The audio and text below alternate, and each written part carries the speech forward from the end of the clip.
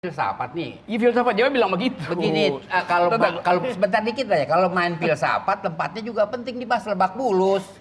Apa tuh? Oh, bulusnya kemana? Yang dibulusin siapa kita kagak tahu Oh, kan? jadi ini permainan akal bulus siapa? Ya kurang lebih dia milih tempat Lebak Bulus. Siapa nih? Itu mereka berdua kan memutuskan makannya warung sate Lebak Bulus. Kan warung sate banyak di mana-mana. Saya ke Bang Rocky Gerung, itu biasa atau bisa kita maknai berbeda? Saya anggap memang nggak ada apa-apa. Tapi kan memang mesti diributkan supaya seolah-olah ada apa-apa gitu kan. Jadi memang itu tradisi baru politik Indonesia, yaitu memalsukan realitas itu. Di dalam ilmu lukis-melukis namanya surrealisme. Jadi politik kan mestinya representasi dari realitas. Tapi karena dibikin surrealis, maka politik itu jadi dipaksa untuk menafsirkan. Nah, penafsiran itu kemudian dicari-cari, nggak ada, ketemu di mana? Akhirnya ketemu di warung sate itu tuh. Di belakangnya ada Togok sama Semar. Lalu itu yang jadi surrealisme tafsirnya tuh. Nah, kita nggak tahu apa sebetulnya makna itu, sehingga orang sampai sekarang kan kita nggak punya referensi kemana kita mencari keterangan tentang politik. Ke Pancasila, Jokowi terus-menerus bilang ke Pancasila acuannya. Loh, Pancasila itu tafsir resmi negara sekarang, bukan tafsir publik. Kalau publik bikin tafsir tentang Pancasila diomelin gitu kan. Kemana lagi coba? Ke pidato presiden. Pidato presiden isinya kontradiksi semua tuh.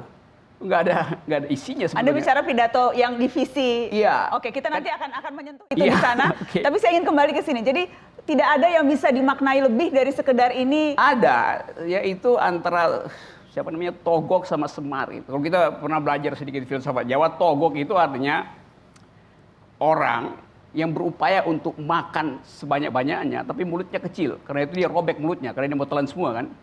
Kebetulan itu ada di belakang Pak Jokowi, lalu orang anggap ini dia mau telan semua dong politik Indonesia itu. Kan itu simbolnya kan. Ini filsafat nih. Iya, filsafat Jawa bilang begitu. Begini, kalau sebentar dikit aja, kalau main filsafat tempatnya juga penting dibahas Lebak Bulus. Apa tuh? Oh, bulusnya kemana? Yang dibulusin siapa kita kagak tahu Oh, kan? jadi ini permainan akal bulus siapa? Ya kurang lebih dia milih tempat Lebak Bulus. Siapa nih? Itu mereka berdua kan memutuskan makannya warung sate Lebak Bulus. Kan warung sate banyak di mana-mana. Oh, dilanjutkan Bang Rocky.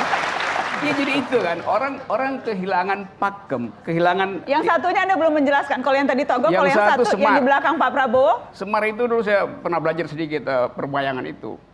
Semar itu dia justru apa kok Semar ya? Semar kan perutnya gendut kan?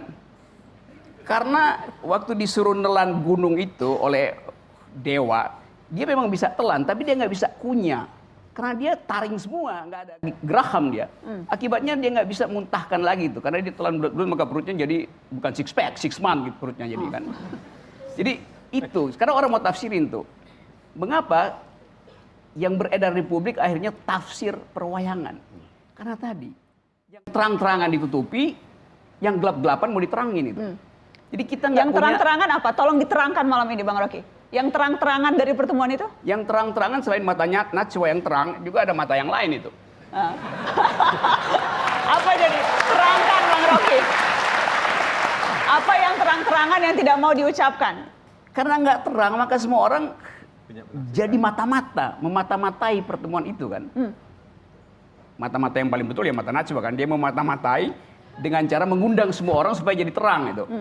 Nah, kita sampai sekarang nggak tahu tuh. Yang beredar di sosial media itu sekedar pertemuan, karena itu dibikin di tempat publik supaya kan tafsirnya supaya nggak ada sembunyi-sembunyian. Oke. Iya, tapi Anda menyebut sosial media karena Anda juga aktivis Twitter. Saya mau membuat terang dengan membaca Twitter Anda, Bang Rocky.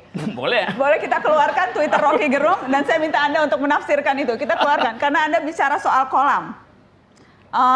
Takdir anak kolam, habis-habisan menghina, akhirnya harus berbagi kolam, Anda bilang. Mana?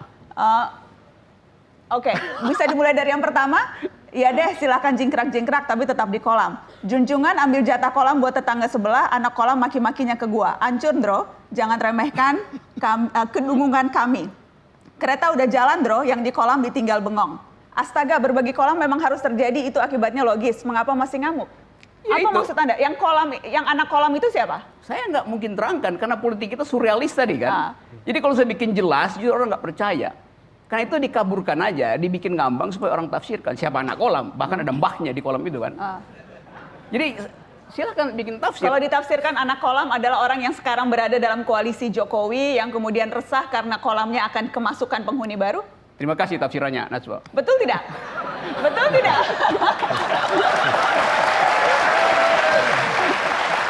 Bang Rocky, betul tidak tafsiran itu? Ya mungkin betulnya sampai 9:30 nanti betul tuh. Anda mulai ikut politisi, gaya ngomongnya tidak straight to Iya, the point. saya Padahal ngikuti, maksud gini. saya Rocky Gerung harus berani tanpa Betul. tedeng aling-aling. Saya mau berani kalau yang saya saksikan itu adalah pertemuan dua leader. Tapi sebetulnya dia bukan leader dua-duanya dealer itu. Masa saya percaya dealer? Kalau leader oke, kita terang-terang. Ini dealer. Dealer itu selalu tertutup transaksinya kan. Karena mau ambil fee. Masing-masing berebut fee. Itu keras, bukan leader tapi